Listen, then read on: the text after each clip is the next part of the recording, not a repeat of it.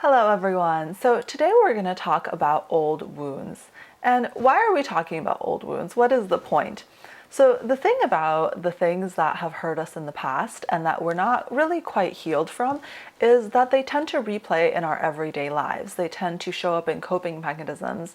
They tend to show up in very kind of adverse or strong reactions we have to things that we're kind of wondering why we reacted that way. Why did something bother us so much when we feel like maybe it shouldn't have? So a lot of times those are things that we learned in the past and kind of patterns that our brain is picking up on from past experiences. So for a lot of individuals, old wounds really stem in childhood, and that is because the brain kind of retains more of the experiences that we experience in childhood, and it is kind of a vulnerable and sensitive time. So for anyone in the United States, I think that oftentimes most people have kind of an experience in high school in which they still remember to this day, and maybe it was painful, and maybe they felt a strong negative emotion in this experience.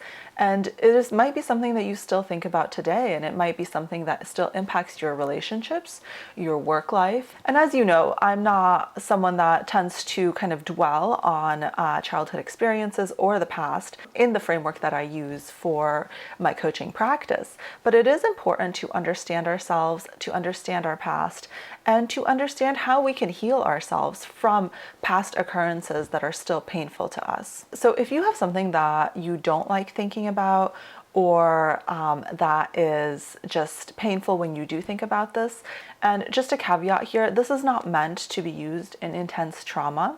So if you feel that you have some type of trauma or really kind of something that's very intense that you're a little bit worried about accessing, then it's important to seek out a trained professional, a trained therapist that is specifically trained in trauma therapy to help you with this. But if you feel like you're kind of in the normal range and this is just something that maybe still bothers you, and you'd like to gain more insight in and gain more healing, this is the exercise for you.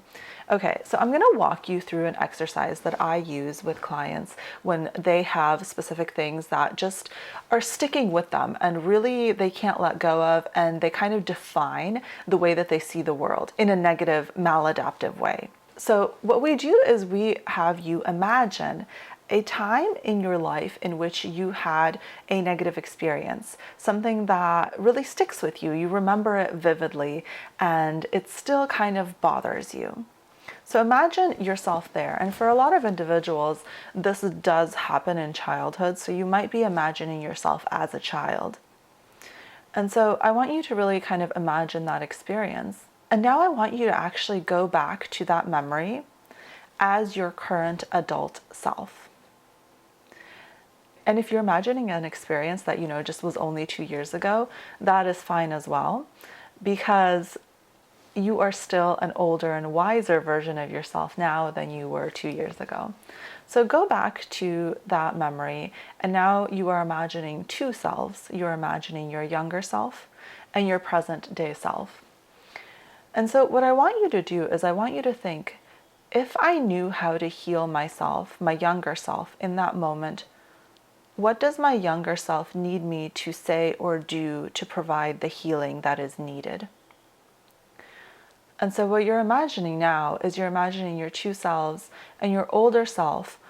What would they say to your younger self that will provide the healing that is needed? What did you need to hear in that moment for you to let that pain go and for you to heal and move on and know that you are whole and you are okay? And so for some people, it can actually be helpful as well to imagine your older self, embracing or comforting your younger self, especially if this is a much younger memory, and providing that love, comfort, and stability that was needed at that time that you did not have. So this can bring up a lot of emotions, and that's okay. So it can be helpful to do this activity with your eyes closed, imagining your two selves. And what you can actually do is you can do this activity repeatedly for several memories, but I would not recommend doing a whole bunch at once because it can be quite emotional and bring up some difficult things. And so one last thing that's important to remember is that those words that you said to yourself, the healing words, the things that you needed to hear to feel whole and okay in that moment, are the words that you need to say to yourself on a daily basis, because it indicates a deficit that you have, something that you need that hasn't been given to you. And the beautiful thing is that you have everything that you need to give that to yourself. And so these words might be something like, you did great, you're intelligent, you're capable, you're beautiful. Anything that really you have a strong insecurity about, it can be really helpful to just kind of repeat those healing words on a daily basis when you feel triggered, when you feel low, when you feel kind of unsure of yourself. And you can give that reassurance to yourself, and you can heal those parts of yourself and really become a more whole version of yourself, kind of the full self that you are meant to be. Okay, so I hope that this activity was helpful to you all. If you have any questions about it, please feel free to message me or email me. And if you like videos like this, please subscribe to the channel. I will be back next week with another video. Take care all.